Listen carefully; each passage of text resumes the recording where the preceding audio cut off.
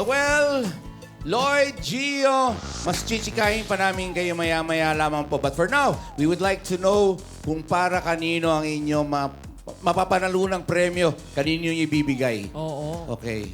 Noel? For me po, ibibigay ko po sa Sisters of Mary Schools. Ano po sila? Sa Silang, Cavite.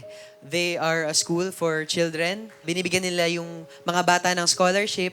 Meron po silang 4 na campuses and 2 pong Boys Town and 2 Girls Town. And of course, may kasamang edukasyon na rin to. Yes po, Very and livelihood din po. Very Nice, good. nice, very Thank you.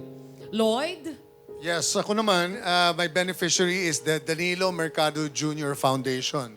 What they do basically is they feed children, babies that are deformed, and yung mga, yung talagang mga very advanced cases na may mga sakit. I went there last Christmas and I realized kung saan-saan ko binibigay yung mga charities ko, this one needs priority. And talaga through pang- singling, magkakaroon sila ng another blessing. Thank you. Amen. Amen. Oo.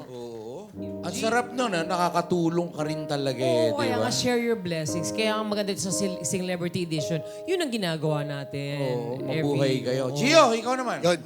Ako, para sa kaibigan ko, kasi malapit sa puso ko ang mga musikero.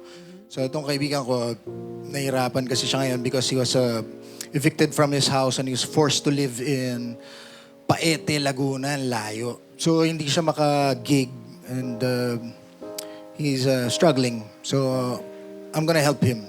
Nice. Kay Bong Dailo. Yes, maraming salamat po sa inyo at galingan nyo para may pakimkim kayong malaki para sa inyong mga chosen beneficiaries.